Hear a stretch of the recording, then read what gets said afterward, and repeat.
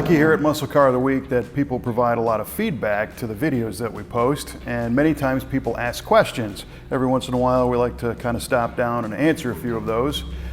One that has come up more than once is a question about the term compression ratio, right? So a lot of times we'll be talking about a particular muscle car and we'll mention the compression ratio of the engine, but I don't know if we've ever gotten into an explanation of what that really means. So the most basic explanation I can give you is that an internal combustion engine requires air, fuel, and spark to run. And if you take gasoline vapor, say for example you had a little spray bottle, like a hairspray bottle, and you sprayed some gasoline vapor into the air and ignited it, it would make a fireball. But to harness more power from that air and fuel gasoline explosion, you compress the fuel and the air. The more you compress it, the more violent the explosion is and the more power you'll make with the car. So inside the engine block, you've got your pistons that move up and down, and they compress that air and fuel so that when the spark plug ignites it, it pushes that piston down, which turns the crank and turns the transmission shaft, turns the drive shaft, turns the rear end, turns the tires, and turns your frown upside down because you're making power. But if you want to show how much that compression is, they came up with what's called the compression ratio, which compares two numbers. So the compression ratio compares the volume of the uncompressed fuel and air mixture to the size of it being compressed.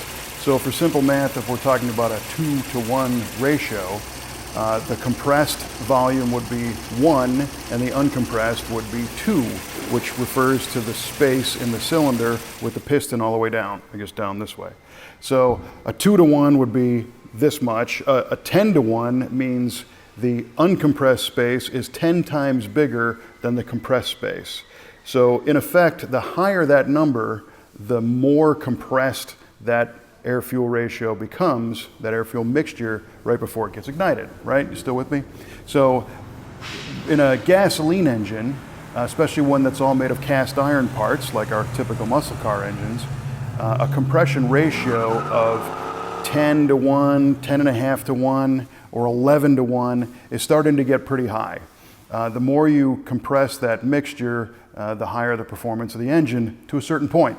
If you overcompress it, you lose control of the combustion event, and then you have things that are called detonation and knocking, and that mixture lights off just from the heat and not from the spark. That's bad. That doesn't make power at all. Another thing that's interesting is that cast iron holds on to heat a lot. So you can't put too much compression in it because it makes more heat, and then again you've got those rogue combustion events. So today engines use a lot of aluminum, and aluminum, like in the cylinder head, gives away its heat pretty quickly. So you can actually increase the compression ratio with an aluminum head and make more power because it doesn't hold the heat and light that stuff off on its own. So other things that affect compression are the seal of the rings. The more the rings seal, the more they can compress that air and fuel mixture. When you look at compression, you're also talking about cylinder pressure. So a stock non-high performance engine might have a lower compression ratio, especially back in the early, late 60s, early 70s. Those might have been 8-to-1, 8.5, 9-to-1. A high compression engine being 10, 10.5, 11. Cylinder pressures would be 20 or 30 pounds per square inch higher than a non-performance engine. In the early 70s, all this changed. Compression ratios were reduced because they thought two things: the new fuel that was unleaded had an effect on how they ran, and it also affected the emissions. So a high compression engine in the mid 70s, like in a Corvette, for example, those things were only like 8-to-1. And that reduction in compression also turns into a reduction of power. So there's a lot of things going on with compression and fuel and timing. Another interesting thing is that you can combat unwanted ignition by increasing octane. So for example, if you had a 10-to-1 compression engine, it might run on a 92, 93 octane. If you boost that to 12-to-1, like in a racing engine, you might require 110 octane. And the reason for that is that 110 is actually harder to light than a 93. But that also means it's going to resist igniting on its own.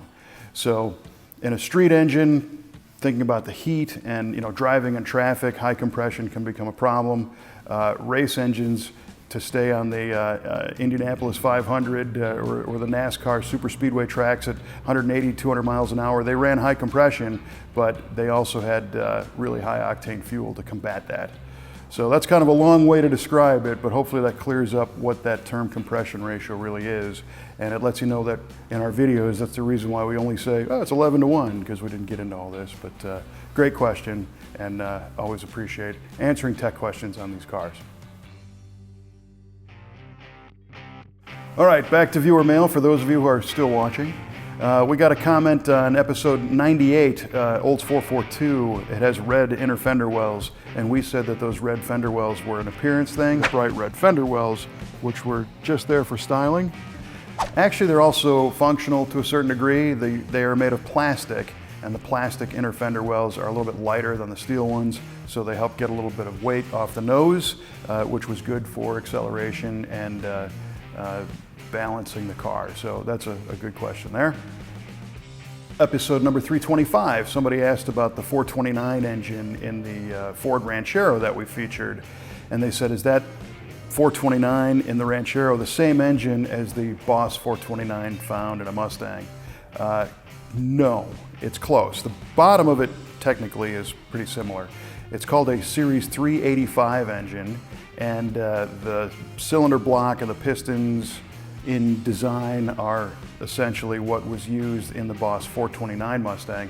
The big difference on the Boss is the cylinder heads were a semi-hemispherical design. They're very large valves. So you could take a regular 429 and put the Boss heads on it and cam and intake and stuff and kind of make a Boss, but technically those are two different engines.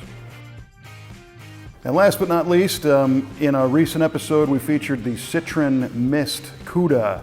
Very popular episode with us, interesting car, interesting color, and I put the question out there. The Cuda was what I had thought to be about the only time a manufacturer used a nickname for a car. They shortened Barracuda down to Cuda in the high performance versions. Somebody pointed out that Chevrolet also did that when referring to the Chevy 2s, which was the earlier version of the Nova, and Chevrolet themselves called that a Chevy right on the car, so good observation. So that's all I've got for right now, but we're always happy to answer questions and read the feedback that people leave. So if you've got something, leave us a comment, and we'll be back next time with something else pretty cool from Muscle Car of the Week.